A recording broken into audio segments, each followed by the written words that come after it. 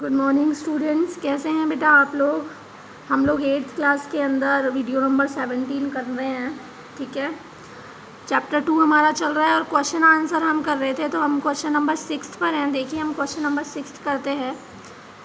वायुमंडलीय नाइट्रोजन का मिट्टी में स्थिरीकरण करने वाले सूक्ष्म जीवों के नाम लिखिए। तो वो सूक्ष्म जीव जो कि क्या कर रहे हैं, नाइट्रोजन का स्थिरीकरण कर रहे हैं। मैंने आपको बताया था सबसे पहला तो एक होता है जीवाणु राइजोबियम। ठीक है, मिट्टी में और दूसरे जीवाणु होते हैं वो नीले हरे शैवाल जो होते हैं, ये सब क्या करते हैं, नाइट्रोजन का स्थिरीकरण कर सकते हैं।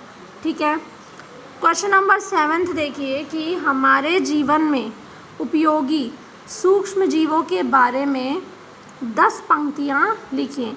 मतलब ऐसे 10 पंक्तियाँ लिखिए, उन सूक्ष्म जीवों के बारे में लिखिए जो गुड बैक्टीरिया में आते हैं, यानी कि जो हमारे लिए बहुत ही उपयोगी हैं। ठीक है, तो किस किस तरह से उपयोगी होते हैं जीवाणु, उस बारे में बताना है। तो सबसे पहला देखिए, दही बनाने में, ब्रेड बनाने में, केक बनाने में, इन सब में किसका उपयोग होता है बेटा, जीवाणु का उपयोग होता है।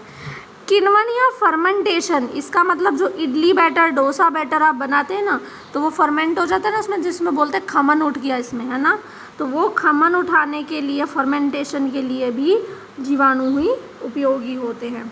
इसके अलावा अल्कोहल, शराब जो बनती है, एसिडिक एसिड बनते हैं, इसमें भी जो है जीवाणु ही सहायक होते हैं। ठीक है, उसके बाद 4th में देखिए क्या है कि ये मनुष्यों तथा जंतुओं को बीमारियों से बचाते हैं। बहुत सारे गुड बैक्टीरियाज ऐसे हैं जो मनुष्य और जंतुओं को बीमारियों से बचाते हैं। इसके अलावा 5th है, पर्यावरण को स्वच्छ एवं संतुलित रखने में इस्तेमाल इनका होता है। बहुत सारे ऐसे बैक्टीरिया हैं जो पर्यावरण के लिए, उसकी वृद्धि के लिए अच्छे होते हैं, तो संतुलन बनाए रखते हैं।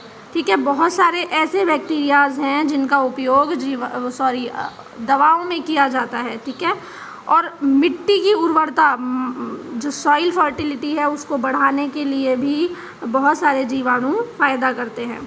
ठीक है, वैक्सीन बनाने, टीका बनाने में भी इनका उपयोग होता है।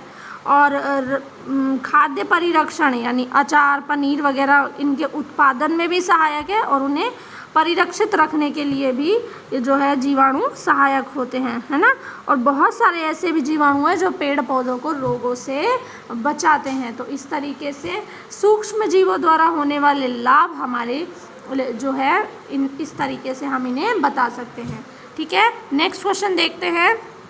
नेक्स्ट क्वेश्चन क्या कह रहा है, नेक्स्ट क्वेश्चन है बेटा कि सूक्ष्म जीवों से होने वाली कुछ हानियों को बताइए। देखिए अब आपने सूक्ष्म जीवों से होने वाले लाभ पढ़ लिए हैं, तो अब सूक्ष्म जीवों से होने वाली हानियों के बारे में भी हमें पढ़ना होगा। देखिए पहला क्या है, कुछ जीवाणु पौधों और खाद्यान्नों को नष्ट कर देते हैं। मतलब घुन की तरह जैसे होते हैं, घुन जो होते हैं लग जाते हैं और वो फिर पौधों को ख़राब कर देते हैं।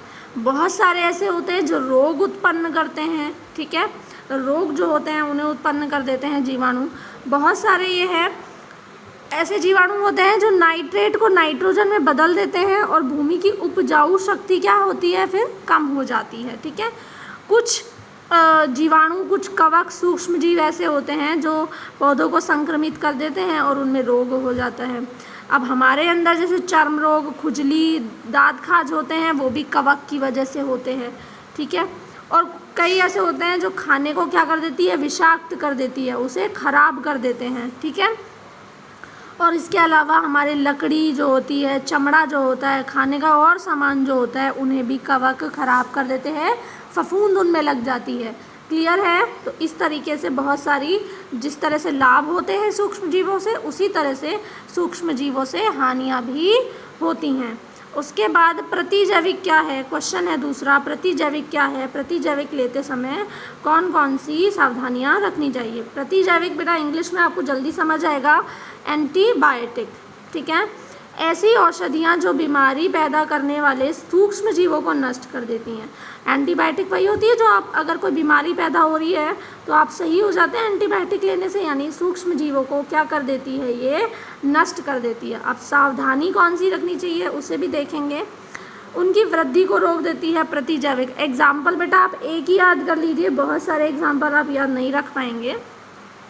एरिथ्रोमाइसिन याद कर लीजिए।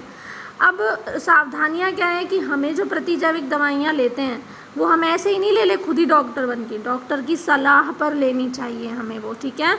और पूरा कोर्स करना चाहिए, ऐसा नहीं एक ले ली दो छोड़ दी है ना, एक दिन ले लिया 2 दिन नहीं लिया, इस तरह से नहीं।